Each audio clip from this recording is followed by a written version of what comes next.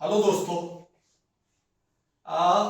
कई बार आपको ये मन में शंका होती है कि आप अपने किराना से कुछ कमा रहे हैं या नहीं। और बहुत बार तो लोगों को ये गलतफहमी भी होती है कि हम अपनी दुकान से कमा रहे हैं, लेकिन दरअसल वो कमा नहीं, गंवा रहे होते हैं। आमतौर पे हम क्या करते हैं, अपने गल्ले पे नजर रखते हैं और ये देखते हैं कि हमारे पास गल्ले में कैश या रकम आ रही है और जो हम खरीदारी कर रहे हैं सामान की, उसके लिए हम पेमेंट भी उसी से कर रहे हैं और रकम बाहर जा रही है।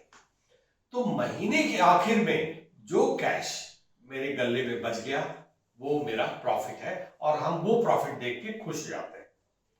लेकिन आइए आज हम समझेंगे कि आपका असली प्रॉफिट आप कैसे समझें, जिससे आपको पता चले कि आप कमा रहे हैं या गंवा रहे हैं।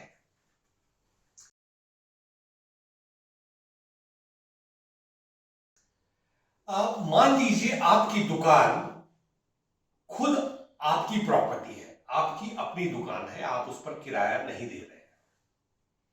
तो अगर उस दुकान का किराया 5,000 है, वो दुकान आप किसी और को चलाने के लिए देंगे तो आपको हर महीने बिना कुछ किए 5,000 रुपए मिलने लगेंगे। इसके अलावा आप अपनी दुकान में दिन भर मेहनत मजदूरी काम करते हैं। मान लीजिए वही काम आप किसी और के लिए कर रहे होते तो आपको उसकी पगार या सैलरी मिलती। थोड़ी देर के लिए मान लेते हैं आपकी सैलरी 15,000 होती।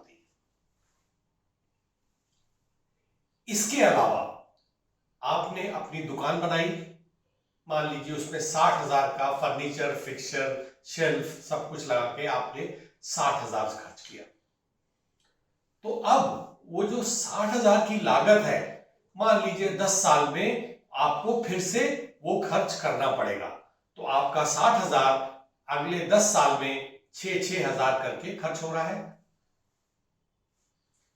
चौथी चीज है, आपने दुकान में अपनी जेब से पैसे लगाकर माल खरीदा है, उसके अंदर आपके 5 लाख रुपए लगे हैं। मान लीजिए आप वो 5 लाख रुपए किसी बैंक में जमा कर देते तो आपको 6% का अगर इंटरेस्ट या उस पे ब्याज जो है वो 6% मिलता, इसका मतलब आधा परसेंट हर महीने।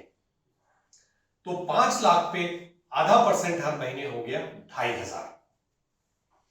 तो आप देखिए, अगर आप दुकान नहीं खोलते आपको 5,000 का किराया मिलता, 15,000 की सैलरी जो हो गया 20,000 और 500 हर महीने आपके फिक्सचर का जो खर्च है वो 20,500 और आपका इंटरेस्ट 2,500, मतलब 23,000 आप घर बैठे कमा लेते।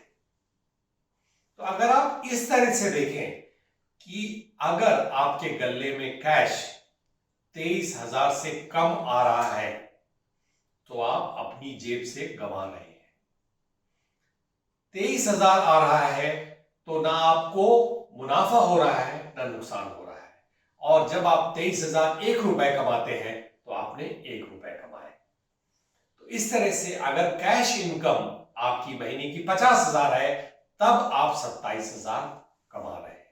तो आप प्लीज अपने बिजनेस को इस तरह से देखिए और आपकी इतनी लागत और मेहनत के बाद आपको अपने 23,000 के खर्च से ज्यादा, काफी ज्यादा कमाना है, तभी आपका किराना का बिजनेस प्रॉफिटेबल है।